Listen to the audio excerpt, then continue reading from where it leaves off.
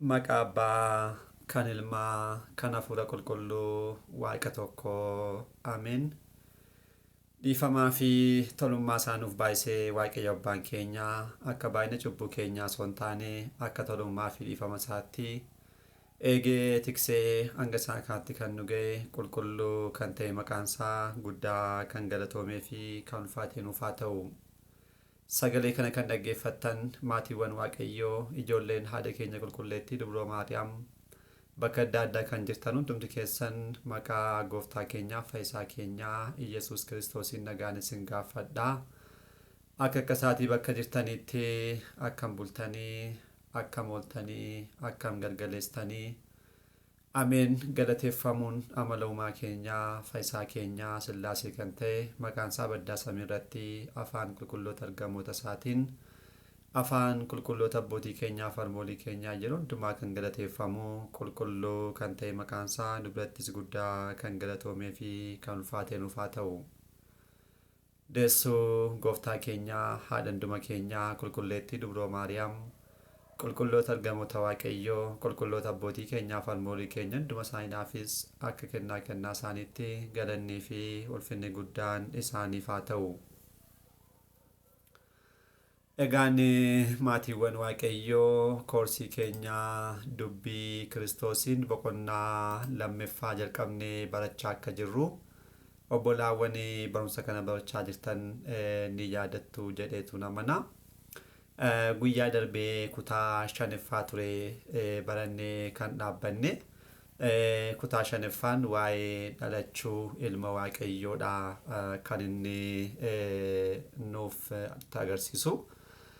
Kutaa sanaan kan jalqabaa ilmi Waaqayyoo akkuma nama ta'een yeroo sanatti hin dhalanne ittiyyuu akkuma daa'ima tokkoof ta'utti ji'oota 9 guyyoota hafan gadameessa haadha isaa keessa turuudhaanii bara Maatiyoos muddee bultii 29 guyyaa kibxataa halkan keessaa sa'aatii 10 irratti dhalatee kan jedhu ture kan baranne. Egaan haala kanaatiin dhalatee yeroo jennu immoo akka mataa keenyaatti akka hin finneedhaa fi ilmi Waaqayyoo kun akkuma keenya jireenyi isaa gadameessa haadha isaa keessatti kan jalqabu osoo hin taane dursees immoo jiraachaa kan turedha.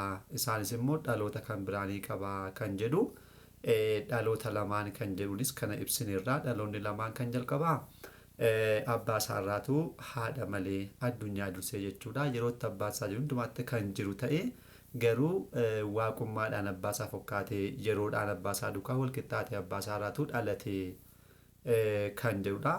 Dhalannaan lammaffaan immoo qulqulleettii dubroo Maariyaam irraa inni immoo addunyaadhaan booda abbaa malee haadha qofaarraa kan inni itti dhalatedha jennee kana ture barannee kan dhaabbanne jechuudha.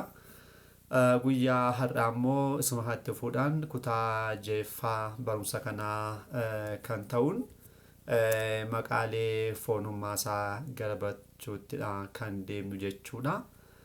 Waaqayyo abbaan keenya abbaan icciitiin yeroowwan darban nu gidduutti argamee icciitii isaa akkuma nu barsiisee har'as immoo nu gidduutti argamuun fedhaa fi eeyyama isaa nuuf haa ta'u.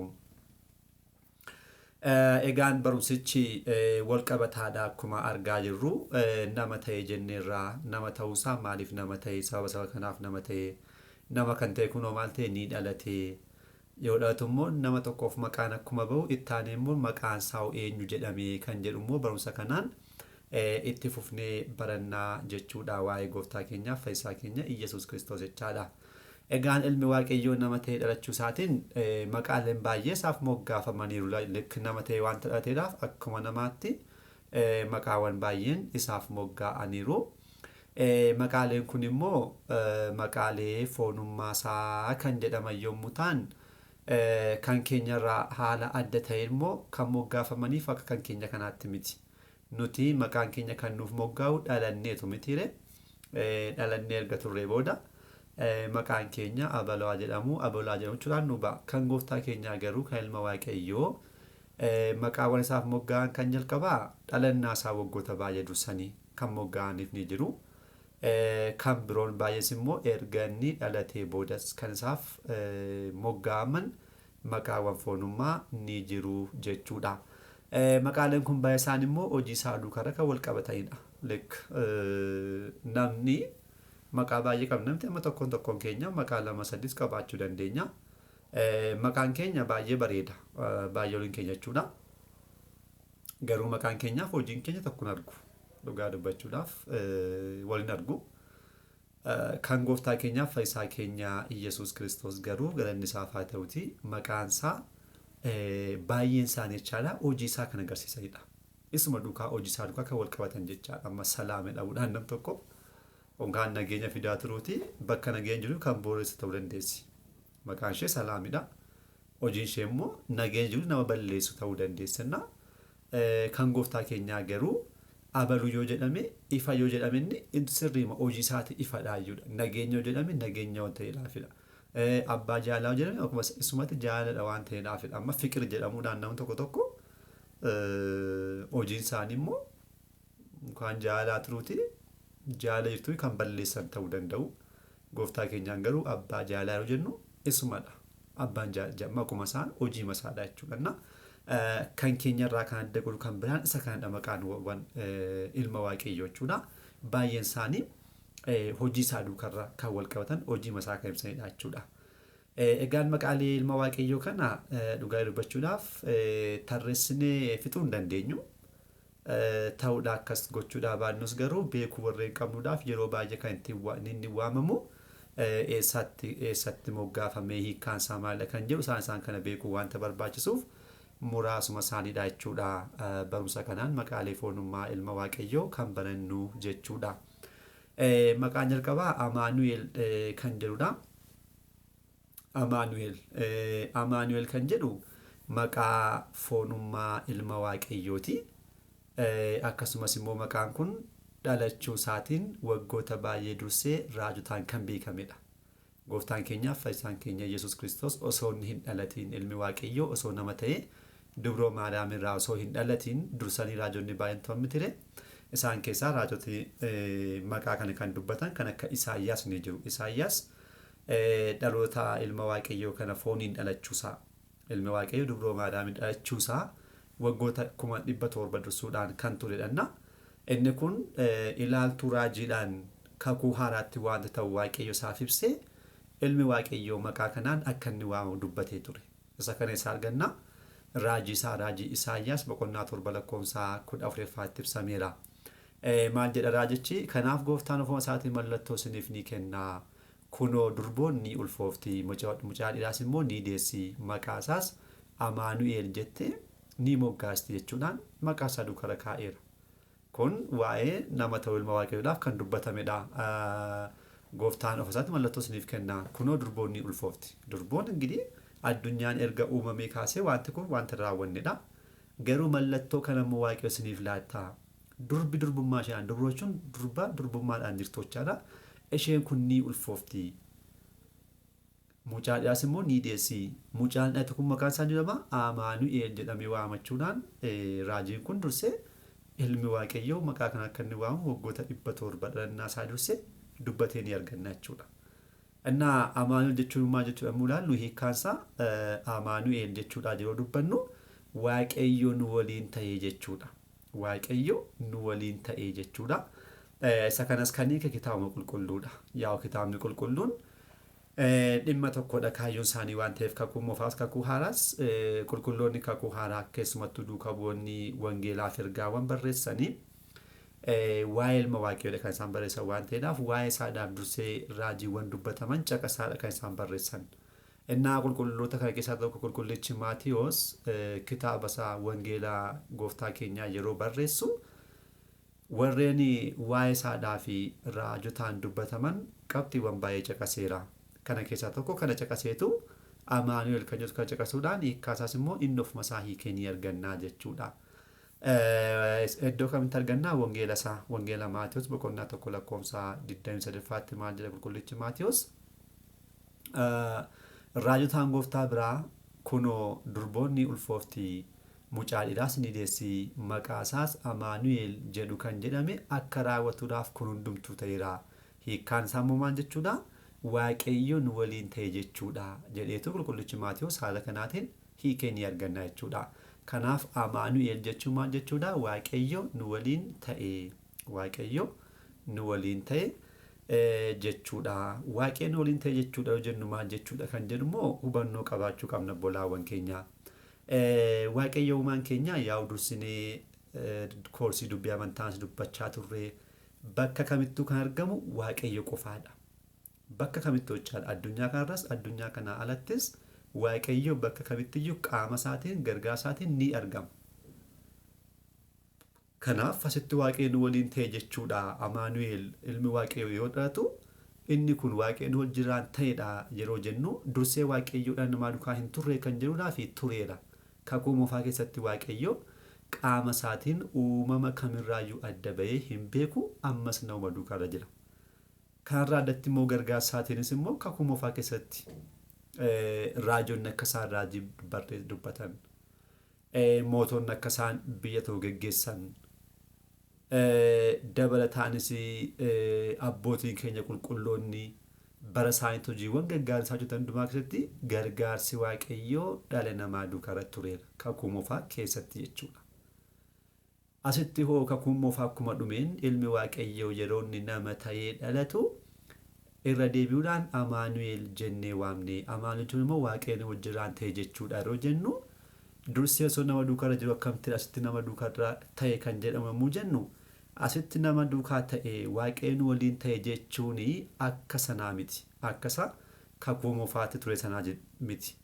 Inni kun kakuu moofaatti kan jiru irraati baay'eetti addadha. Addummaan isaa maadha?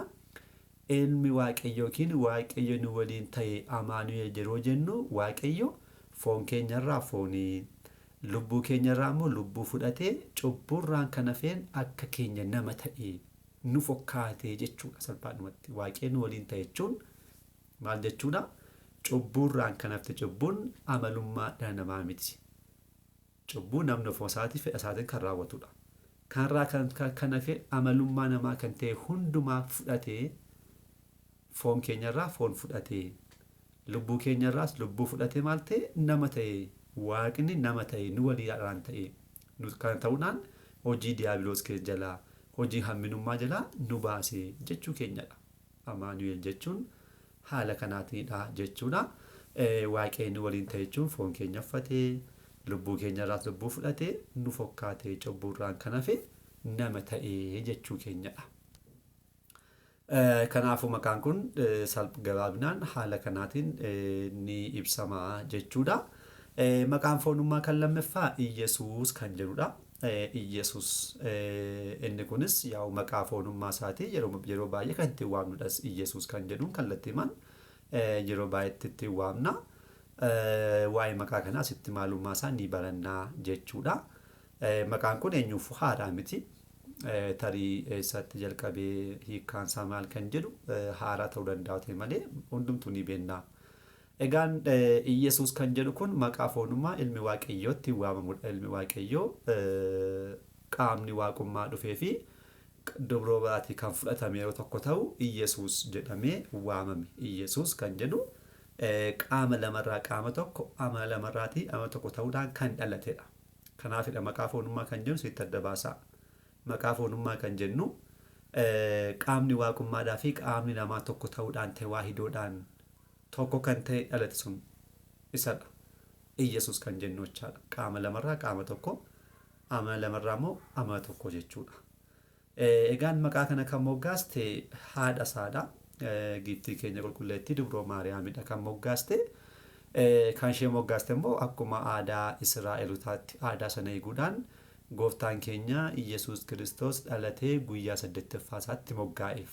Guyyaa 8ffaa isaatti moggaafamee fi guyyaa 8ffaa isaatti dubroon Maariyaam maqaa mucaa ishee akkas jettee haa moggaastu malee dursee garuu osoo hin dhalatin qulqullichi Gabri'eel ishumatti himee ture. Maal jechuudhaan maqaa kana Iyesuus akka isheen jettu ilma ishee akka isheen jettutti himeera. Wangeela Lukaas boqonnaa 1:30 maal jedha? Kunoo ni ulfooftaa mucaa dhiyaas immoo ni deessaa maqaa isaas Iyesuus jettee ni moggaastaa jechuudhaan isheetti dubbateera. Innaa ergamichatti dubbate kan moggaaste immoo haadha isaadha.